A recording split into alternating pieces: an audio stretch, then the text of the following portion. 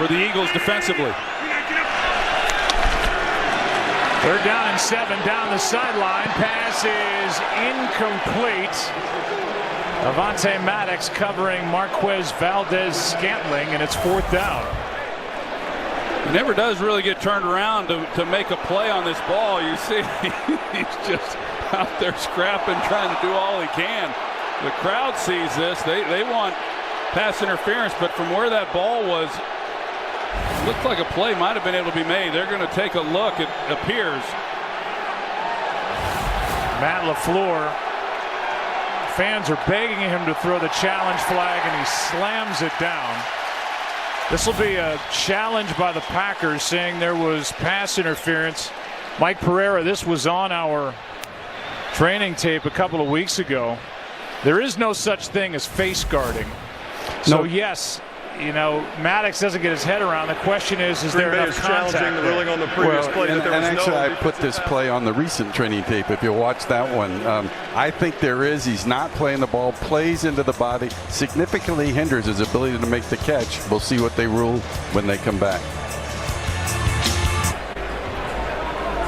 Here's the call. After review, the ruling on the field does stand as called. It's 4th down.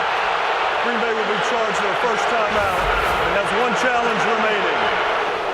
You know, looking at this play, I agree with Mike that I do believe that it was pass interference. The question now becomes with all of these as to whether or not they're going to change the call, and that's what becomes hard. I think that most everybody watching that would say it was, but it's kind of where we're at right now. And down the field, they've run the ball, it's been tough sledding. See if they can't get something going. Play action here, and Wilson just gets rid of it. And they're going to throw a flag on Clay Matthews for the hit on Wilson. Matthews is pleading his case. He was doing so before the flag was thrown to the Seattle sideline, saying I hit him with my shoulder and I hit him in his shoulder. I don't like the call at all. I don't like this call at all. Well, they're getting together. I wonder if they pick it up. They were trying to take a shot down the field. Personal foul, roughing the passer on the defense number 52. 15-yard penalty, automatic first down. Mike Pereira? Yeah, it's one of those when you're out of the pocket, you lose certain protections, but still you have protection of the head or neck. But to me, this is shoulder to shoulder, not late. You want to try to protect the quarterback, but I think they could have gone certainly without making this call. Yeah, like you said, the officials right there watching the whole thing, and yeah, just those calls, and he's trying to explain, hey, it was shoulder, and hey, those calls wins and they lose games. And Bradley Chubb coming around the edge, gets the inside track. Now, okay, I guess we're going to legislate contact out the contact score. And that's ridiculous. Chubb, you should be upset. So the Bears still have one timeout As well. 3rd down and 10 for Rodgers. Running out of options and then going down, and a flag comes down at the end there. That was Kevin Strong, the rookie out of UTSA, who was able to come down on Rodgers, but the flag came down with it.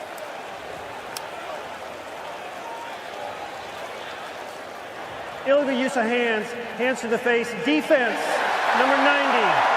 5-yard penalty from the previous spot. First down, Green Bay. That's a first down for Green Bay. They were just saved.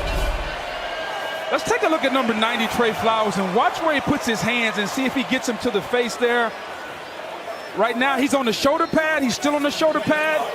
I'm trying to figure out when does he actually put hands to the face there. I got a shoulder pad, John Perry. Boog, you're right. I think we get fooled there based on where the hand is on the upper part of the chest rather than the neck or the mask. And that's why you see Trey Flowers. He is so upset because he knows his hand was not on the face mask, and the referee, Clete Blakeman, they got fooled there. I mean, that goes from a sack to a first down.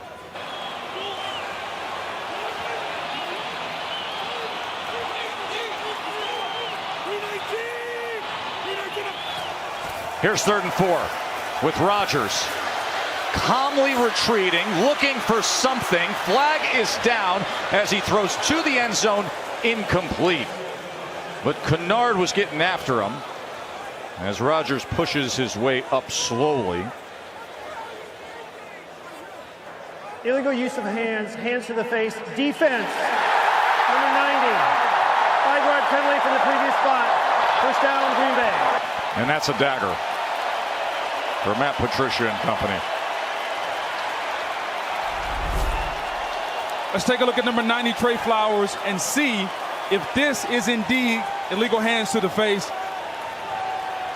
Can't really see it from that angle. It's going to come late. Here it comes. Towards there it is, coming there. But again, where?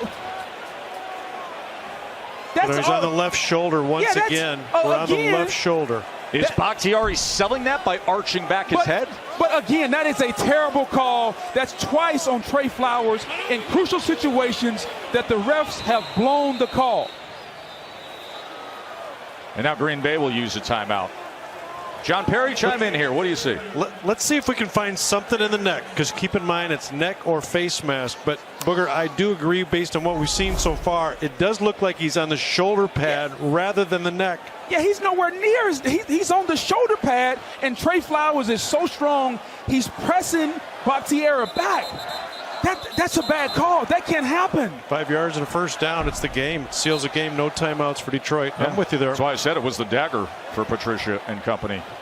You know, 2 illegal hands to the face penalties in the second half for Trey Flowers. And he had never been called for illegal use of the hands in his career. And he shouldn't have been called tonight. Let's make sure we let America know that. That's twice. The first time it cost him a sack. This time it cost him the game. But just think of that in terms of the technique he uses. He's never been flagged in his career prior. Now you got 2 tonight. Cancerous tumor in her lung this summer, and now to play hero again. And there it is. Walk it off and win it for Mason Crosby. Gurley has not been a factor yet. 6 touches, 5 yards total.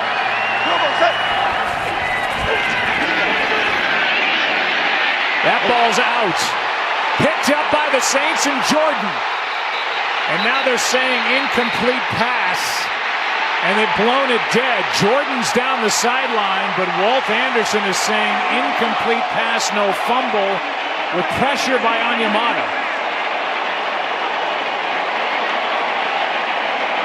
Would have been an 87-yard fumble return for a touchdown.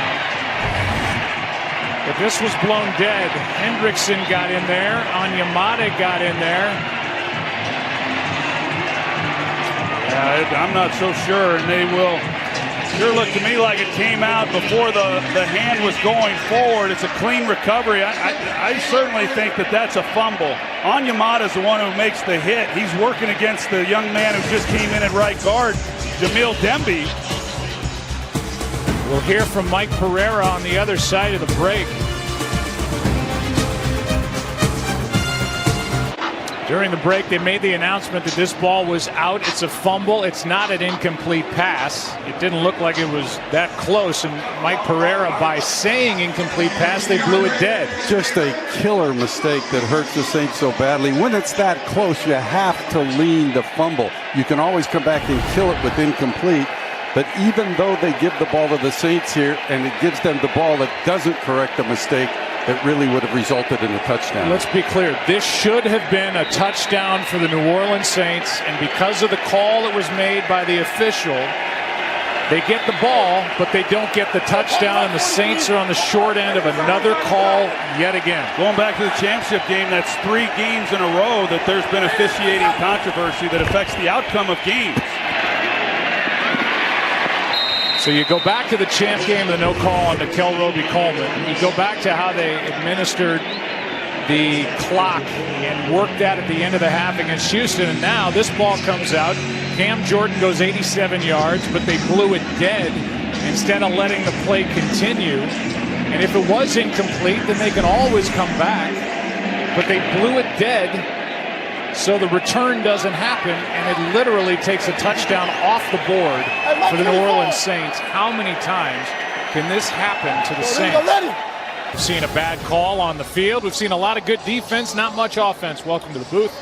I'm Joe Buck with the Hall of Famer Troy Aikman and the Hall of Fame rules guy. Thank gosh he's here week after week. The Saints are going to be talking about this yet again. I think Sean Payton, Mike Pereira has been talking about this since it happened with the officiating crew. The ball was out. They said incomplete pass, and what that does is then eliminate this return for a touchdown.